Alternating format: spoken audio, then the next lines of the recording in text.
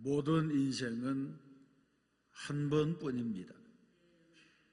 연습이 없습니다. 시간과 나이는 돌이킬 수가 없습니다. 그러면 우리는 한 번뿐인 인생을 어떻게 살아야 하겠습니까? 사람은 누구나 자기 인생 앞에서 진지해야 됩니다. 그리고 생의 마지막이 이르렀을 때에 사람들에게서 또 하나님께 어떤 평가를 받을 수 있을까? 이런 것들을 생각해 보아야 합니다. 알프레드 노벨은 스웨덴이 낳은 세계적인 화학자입니다. 그는 다이너마이트를 발명했기 때문에 세계적인 명성과 부를 얻었습니다. 그가 가진 특허권은 350여 건에 달했고 세계 각곳에 세운 폭약 제조 회사는 90개에 이르렀습니다. 노벨은 다이너마이트를 발명함으로 인해서 세계적인 거부가 되었습니다. 그러던 어느 날 노벨이 쇼크를 받는 사건이 일어났습니다. 아침에 일어나 보니 조간신문에 죽음의 사업과 파괴의 발명가가 죽다, 이런 자신의 사망 소식이 대서특필되어 있었습니다. 살아있는 사람이 자신의 부고장을 본 것입니다. 이때 죽은 사람은 루드비그 노벨이라고 해서 인척은 되지만 본인은 아니었습니다. 다른 사람이 죽었는데 그것이 노벨이 죽은 줄로 알고 신문에 기사가 된 것입니다. 그런데 이런 일을 경험한 노벨은 장차 자기가 죽으면 세상이 자기에 대해서 어떻게 평가할지를 알게 되었습니다. 아무리 유명한 화학자이고 발명가이고 자산을 가지고 있다고 하더라도 자기가 죽으면 죽음의 사업과 파괴의 발명가라고 하는 그런 이름이 따라올 것을 알게 된 것입니다. 이것이 그 사람의 삶의 전환점이 되어서 자기가 번 돈을 인류의 복지와 평화를 위해 노력하는 사람에게 주는 노벨상을 제정하게 되었습니다. 자신을 죽음의 사업가에서 선한 부자로 이미지 메이킹을 한 것입니다. 우리 역시 미래를 생각해야 됩니다. 내 인생의 계절을 알아야 됩니다. 나이가 들면 철이 들어야 합니다. 우리가 어린아이들에게 철이 덜 들었다 이렇게 말할 때에 그 철이 무엇입니까? 그 철은 바로 계절입니다. 철은 인생의 4계절을 말하는데 내가 지금 어느 계절에 살고 있는지를 알아야 합니다. 인생의 계절을 아는 사람은 남은 인생을 계수하게 됩니다. 시편 90편에서 우리에게 우리날 계수함을 가르치사 지혜로운 마음을 얻게 하소서 이렇게 말씀했습니다. 그렇습니다. 지혜로운 사람은 인생의 계절을 아는 사람입니다. 그래서 자신의 남은 생을 내다보면서 어떻게 살아야 할지를 생각하는 그런 사람이 지혜로운 사람이라고 볼 수 있습니다. 오늘의 본문은 여호와께서 주위의 모든 원수들로부터 이스라엘을 쉬게 하신 지 오랜 후에 여호수아가 나이 많아 늙은지라고 하는 말씀으로 시작하고 있습니다. 여호수아가 나이 많아 늙었습니다. 그가 마지막으로 유언을 남기고 있습니다. 유언이라고 하는 것은 자기 삶 전체를 요약해서 남기는 말입니다. 여호수아는 강한 용사였지만 이제는 하나님께로 돌아갈 날이 다가왔다고 하는 것을 알고 거룩한 말로 죽음을 침착하게 준비했습니다. 사용하는 언어를 보면 그 사람을 알 수 있습니다. 그래서 철학자 하이데거는 언어는 존재의 집이다, 이런 말을 하기도 했습니다. 무엇을 말하느냐가 그 존재를 말해준다는 것입니다. 모든 사람들은 자기 속에 있는 것들을 말하게 됩니다. 거룩한 사람은 거룩한 말을 하고, 비열한 사람은 비열한 말을 하고, 거짓된 사람은 거짓을 말합니다. 또 믿음의 사람은 믿음의 말을 하고, 불신의 사람은 불신의 말을 하게 됩니다. 그러면 여호수아는 무엇하고 유언하고 있습니까? 먼저 오직 하나님께만 영광을 돌리라고 했습니다. 여호수아의 마지막 설교에 사용된 핵심 단어는 너희 하나님 여호와입니다. 왜 여호수아는 마지막 유언의 말씀에서 너희 하나님 여호와를 강조하고 있습니까? 그것은 후손들에게 장차 여호수아가 떠나간 이후에 하나님과 어떤 관계를 맺어야 할 것인지를 알게 하기 위해서입니다. 여호수아는 가나안 정복 전쟁의 주인공이었습니다. 그는 전쟁의 용사였고 나라의 지도자였고 모든 백성들은 그의 지시에 따라 가나안 땅을 정복했습니다.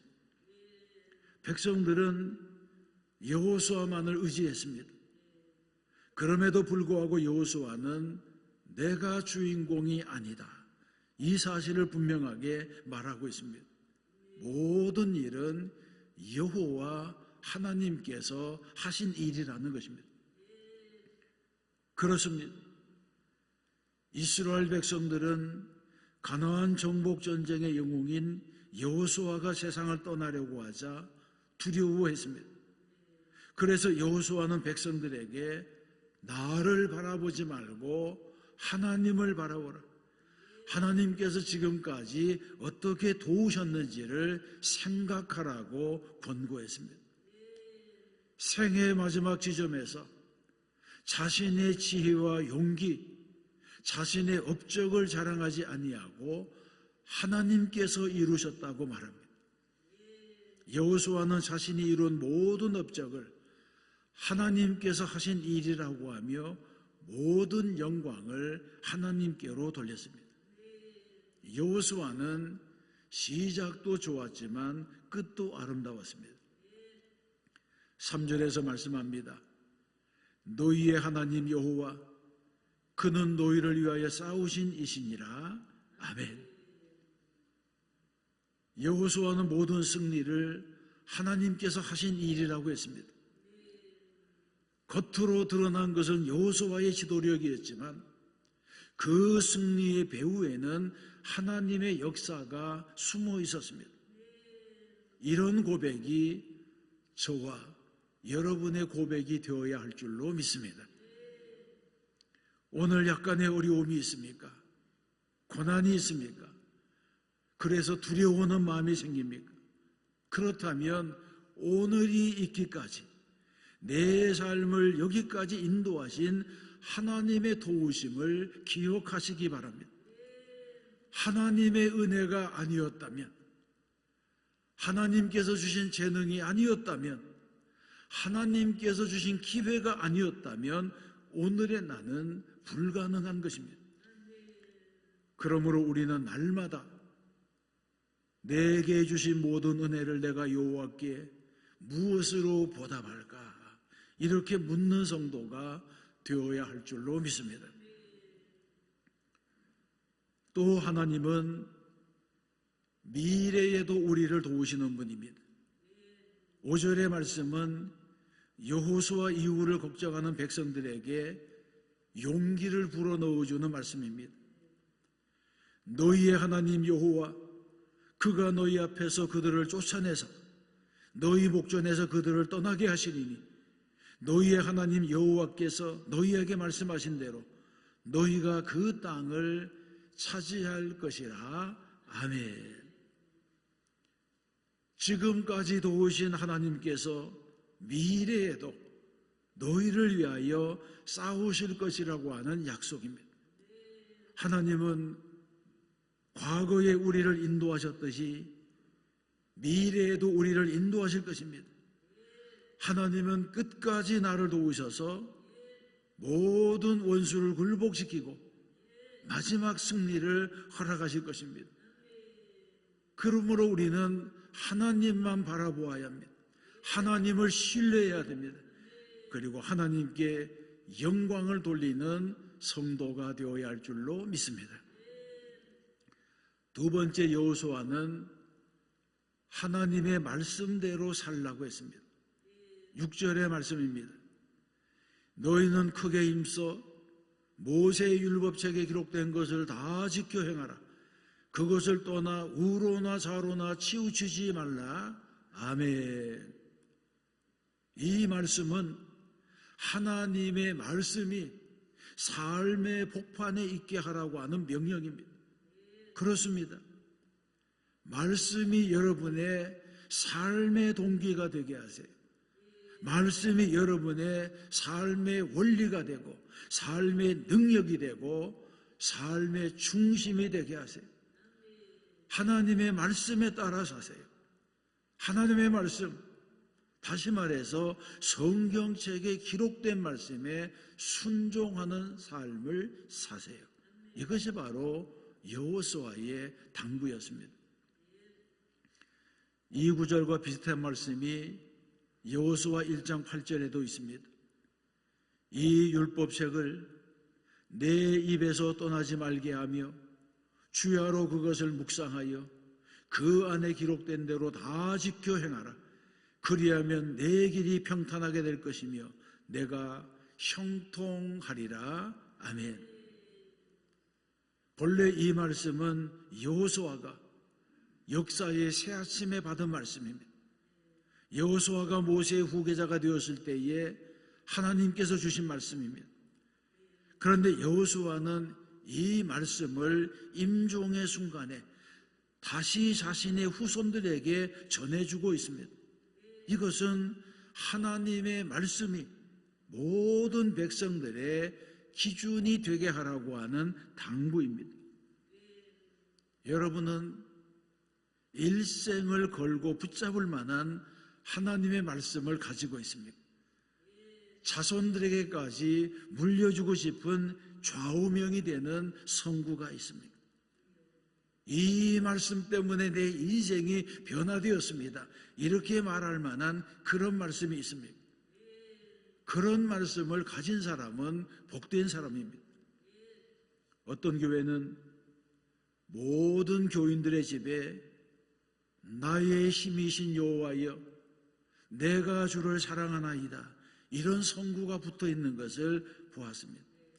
그 교회의 담임 목사님의 목회자라 담임 목사님의 중심 성구가 전 교인들의 성구가 된 것입니다. 조용기 목사님도 사랑하는 자여 내 영혼이 잘됨 같이 내가 범사에 잘되고 강건하기를 내가 간구하노라. 이 말씀으로 삼중구원, 오중축복이라고 한 삼중축복, 오중구원이라고 하는 신학을 정립해서 세계 최대의 교회를 이루었습니다. 말씀이 이끌어가는 삶은 이처럼 중요한 것입니다. 저도 내 삶에 좌우명이 되는 성구를 가지고 있습니다. 직장을 그만두고 신학으로 입문할 때에 하나님께서 나에게 분명히 보여주신 말씀입니다. 마태복음 6장 33절입니다. 너희는 먼저 그의 나라와 그의 의를 구하라. 그리하면 이 모든 것을 너희에게 더하시리라. 아멘. 내가 하나님의 일을 먼저 하면 하나님께서 모든 필요를 채워주신다고 하는 약속의 말씀입니다. 그래서 부조가 남아 힘들고 어려울 때마다 이 말씀을 붙잡고 다시 일어섰습니다. 여러분도 하나님께서 내게 주시는 말씀, 내 인생을 걸 만한 말씀을 받으시기 바랍니다. 세 번째, 여호수아는 하나님만을 사랑하라고 했습니다. 하나님 여호와를 사랑하라. 이 말씀은 하나님과 나 사이에 다른 어떤 것도 끼어들지 못하게 하라고 하는 말씀입니다. 십계명의 제2계명에 보게 되면 너를 위하여 새긴 우상을 만들지 말라고 하시고서 이어서 나 내 하나님 여호와는 질투하는 하나님이신즉 이렇게 말씀합니다. 그런데 하나님께서 질투하신다고는 말은 좀 이해하기가 어려운 구절입니다. 하나님께서도 죄 많은 인간들처럼 질투하신다는 말인가? 이런 질문을 하게 됩니다. 그런데 성경을 읽어가다가 이 구절에서 완전히 항복하고 하나님께로 돌아온 신학자가 있습니다. 20세기의 대표적인 신학자로 꼽히는 칼 바르트입니다. 칼 바르트는 성경을 읽다가 질투하시는 하나님이라고 하는 이 대목에서 거꾸로졌습니다. 질투하실 만큼 나를 사랑하시는 하나님이라고 하는 이 말씀의 뜻을 깨닫는 순간 무너진 것입니다. 질투하실 정도로 나를 사랑하시는 하나님, 내 마음의 전부를 차지하기를 원하시는 하나님, 나를 위하여 독생자를 주시고 내 모든 것을 요구하면서 다가오신 하나님, 그 하나님이 나를 부르신 하나님이라고 하는 사실을 깨닫고 거꾸로 지게 된 것입니다. 우상숭배란 무엇입니까? 우상이라고 하는 것은 하나님과 나 사이를 비집고 들어오는 어떤 다른 대상입니다. 하나님만을 섬기던 마음이 두 마음으로 갈라진 것을 말합니다. 성경에서는 두 마음을 품은 사람에게는 마음의 확고함이 없다고 했습니다. 이리저리 흔들린다고 했습니다. 그래서 야고보서 4장에서는 정함이 없는 자들에게 죄인들아 손을 깨끗이 하라. 두 마음을 품은 자들아 마음을 성결하게 하라고 말씀하고 있습니다. 하나님과 우상 사이에서 머뭇머뭇거리지 말라고 하는 것입니다. 오늘 본문 7절에도 분명히 말씀합니다. 너희 중에 남아있는 이 민족들 중에 들어가지 말라. 그들의 신들의 이름을 부르지 말라. 그것들을 가리켜 맹세하지 말라. 또 그것을 섬겨서 그것들에게 절하지 말라고 했습니다. 다시 말해서 하나님과 우상을 겸하여 섬기지 말라는 것입니다. 너희들은 결단코 하나님이 주신 새 땅에서는 우상 숭배를 멀리하라고 하는 명령입니다. 그러기 위해서는 하나님을 가까이 해야 됩니다. 8절에 보세요. 오직 너희의 하나님 여호와께 가까이 하기를 오늘까지 행한 것 같이 하라. 이렇게 말씀합니다. 야고보서 4장 8절에서도 하나님을 가까이 하라.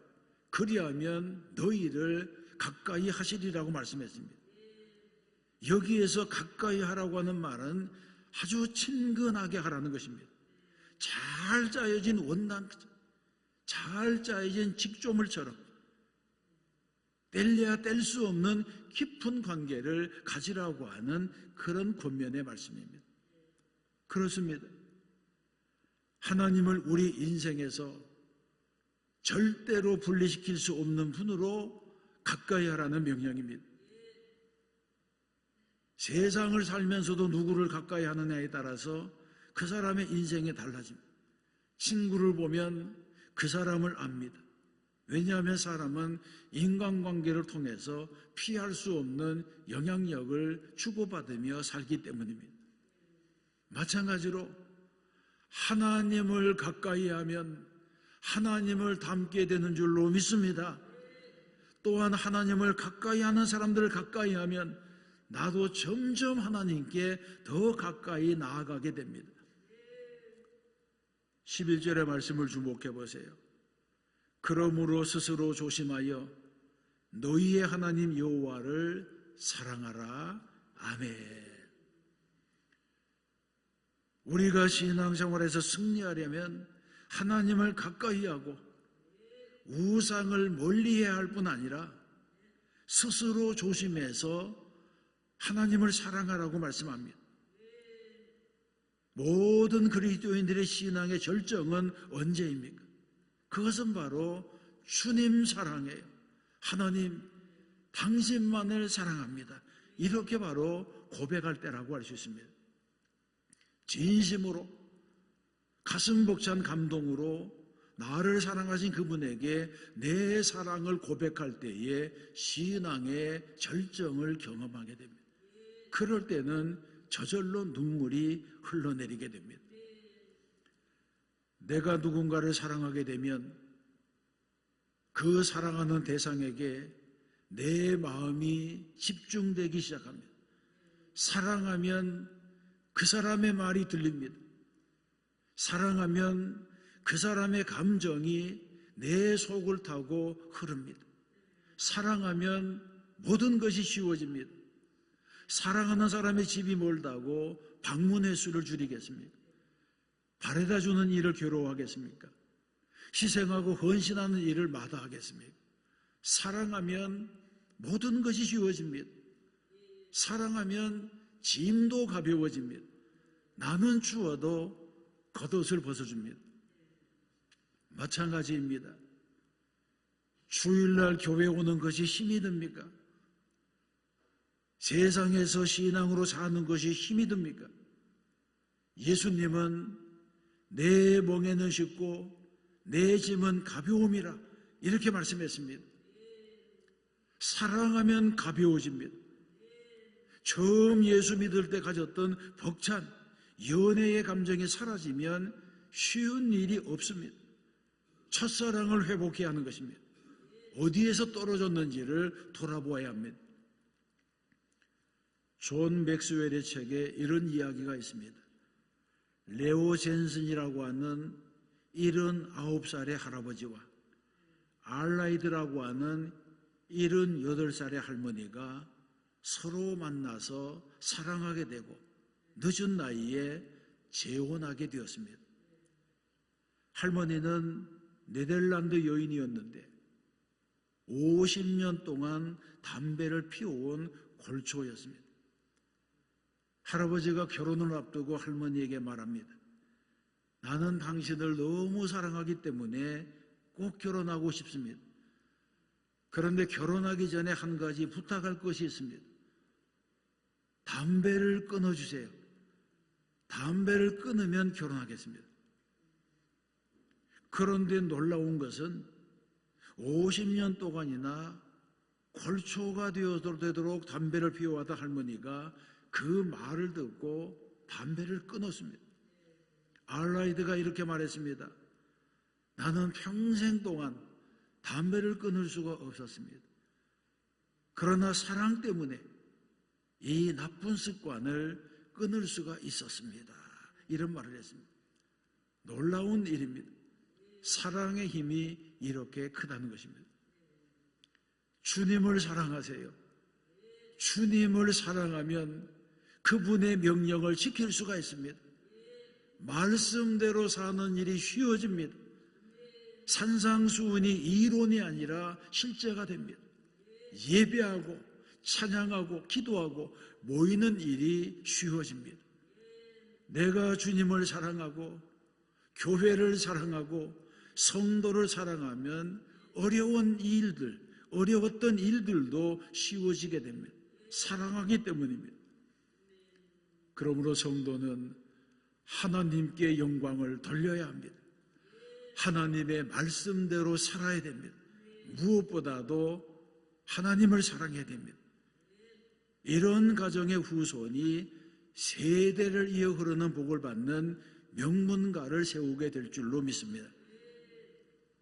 사랑하는 성도 여러분, 출애굽기 33장에는 모세와 하나님이 얼마나 친밀했는지를 보여줍니다. 사람이 자기의 친구와 이야기함 같이 여호와께서는 모세와 대면하여 말씀하셨다. 이런 구절입니다. 사람으로 하나님의 친구가 된다고 하는 것, 이것이 얼마나 큰 축복입니까? 하나님은 모세와 말씀하실 때에 마치 친구에게 하듯이 다정하게 대화를 하셨습니다. 또 이런 구절이 있습니다. 창세기 18장입니다. 여호와께서 이르시되 내가 하려는 것을 아브라함에게 숨기겠느냐? 하나님께서는 마치 아브라함을 절친처럼 여기셔서 하나님께서 하시려는 일조차도 숨기지 않았다는 것입니다. 모세와 아브라함은 복된 사람입니다. 사람으로서 하나님의 친구가 되는 놀라운 축복을 경험한 사람들입니다. 찬송가 369장 죄짐 맡은 우리 구주 어찌 좋은 친구인지, 이런 찬송은 감동이 있습니다. 주님이 친구라고 고백하는 그 가사 때문입니다. 또 경배와 찬양, 나 무엇과도 주님을 바꾸지 않으리, 이 후렴에 보면 주님 사랑해요 온 마음과 정성 다해 하나님의 신실한 친구 되기 원합니다. 여러분, 이런 가사, 하나님의 신실한 친구가 되기를 원합니다, 이런 고백적인 가사는 찬양하는 우리에게도 은혜가 되고 찬송을 받으시는 하나님에게도 좋은 일이 되는 것입니다. 우리를 친구처럼 사랑해 주신 하나님, 이것보다도 더 큰 복이 없습니다.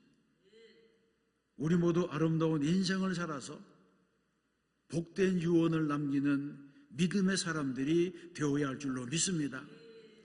내가 살고 간 좋은 흔적을 남기는 것입니다. 사람은 뒷모습이 아름다워야 됩니다. 밀라노에 가면 유명한 오페라 극장 스칼라 극장이 있습니다. 제가 목회하던 교회의 성악가 중에는 이 스칼라 극장에 평생 단원이 되어서 거기에서 노래하는 분들이 있었습니다.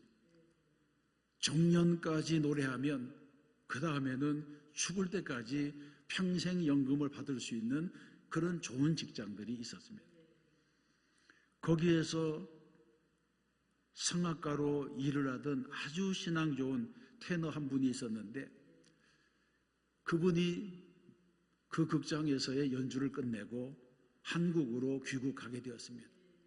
부모님들이 너무 이 아들을 보고 싶어 하기 때문에, 그리고 또 본인도 한국에 돌아와서 일하고 싶은 마음이 있었기 때문에 극장을 떠나게 되었습니다. 그분이 귀국하고 난 다음에 이태리 합창단원에게 그분은 어떤 분이냐고 물었습니다.